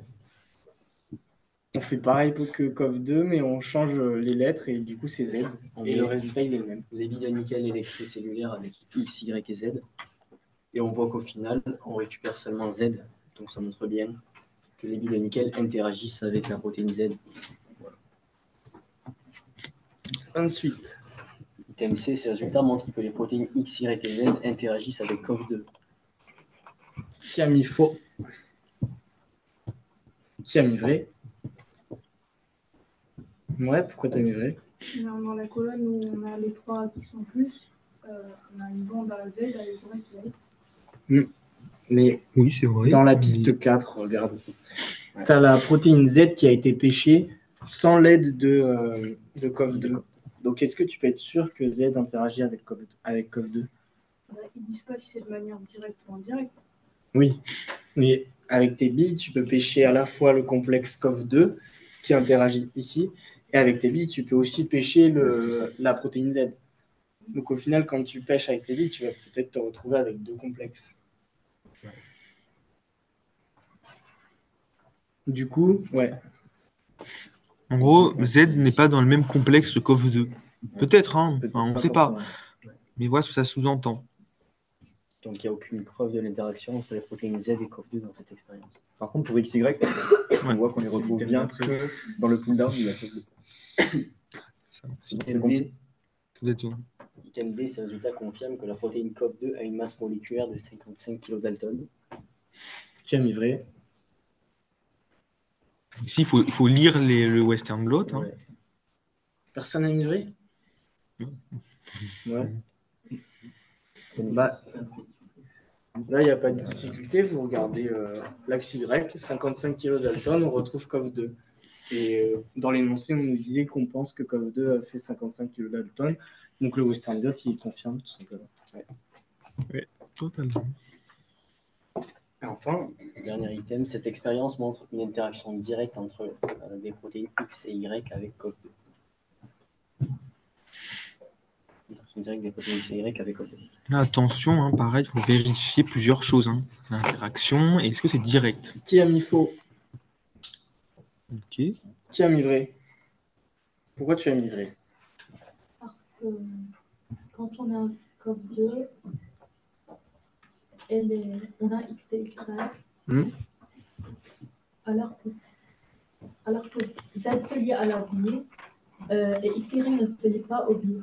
Et après, quand on a COV2, XY se sont liés. Donc XY forcément se lie à COV2. Et ce mot-là, il ne pose pas un petit problème? Interaction directe, c'est-à-dire que tu vas voir, nous on a notre petite bille, on pêche, donc là on va pêcher COV2, et ça voudrait dire que X et Y interagissent directement avec COV2. Et elles sont collées, quoi. Ouais, Voilà. Indirect, un ça veut dire intermédiaire. qu'on a notre bille, COV2, et ensuite on a X ou Y, et ensuite X ou Y. Mais donc que Y et X interagissent entre elles, ce qui fait qu'elles sont pêchées dans le complexe. En fait, c'est ce qui arrive souvent parce que les protéines dans le vivant, elles ne sont jamais toutes seules, isolées dans le milieu. Elles sont toujours associées à plein d'autres protéines. Donc souvent, l'interaction, vous ne pourrez pas prouver que c'est une interaction directe. Il faut faire plus d'analyse. Parce que quand vous allez pêcher quelque chose avec votre bille, vous allez avoir tout plein de protéines et dont plein vont interagir entre elles, mais pas avec ce que vous avez pêché initialement. Ouais. Si on avait une interaction directe, est-ce qu'on aurait eu une bande pour les billes de nickel moins, COV2 plus et extracellulaire plus? Si on n'a pas de billes de nickel, on ne va pas pouvoir pêcher. Tu peux pas repêcher tes billes après. Et tu peux pas pêcher aussi initialement. L'entre deux, c'est juste un test. Mais il se passe des trucs avec la COV2 et les extrêmes. On ne le voit pas. Il y a bien des interactions. Parce qu'il y a plein d'autres protéines en fait, dans l'extrait que tu analyses pas. Donc en fait, tu peux très bien avoir une interaction indirecte avec des protéines que tu n'as pas analysées ici. Mais si jamais tu arrives à les identifier, par exemple, et que tu mets un anticorps dirigé dessus sur le Western blot, bah, tu les verrais peut-être. Donc tu peux pas savoir en fait si c'est direct ou pas. Vous avez des questions? Pas de questions? Donc voilà, quelques conseils. Vous taffez bien les annales, vous enchaînez, comme ça vous gagnez à la fois en adaptation aux énoncés et en vitesse. Ouais, voilà. On serait dans des situations un peu nouvelles en examen. C'est le même raisonnement, mais les situations peuvent un peu chambouler, peuvent être un peu nouvelles en recherche. Pas d'une protéine que vous ne connaissez pas, et après, il faut faire avec ça. Et poser plein de questions, et lisez bien les énoncés et les items. Ouais. Et là, c'est question pour les RC. Non, en vrai, c'est comme d'hab, c'est le questionnaire qu'il y a à chaque fin de format pour ceux qui sont habitués, vous savez ce que c'est maintenant, pour les mêmes questions. Et c'est juste pour nous aider. Bon, là, ça ne nous aidera pas pour cette année, mais ça aidera pour les futurs RC et les futurs RM. Oui. Ouais, c'est bon, je l'aurais dit. Ah bah, Jill l'a fait déjà. Ça vous prend 2 minutes et vous connaissez la phrase et la chanson maintenant. Vous ne répondez pas, vous sortez pas. Voilà. Je gêne un peu, non? Je crois que je gêne.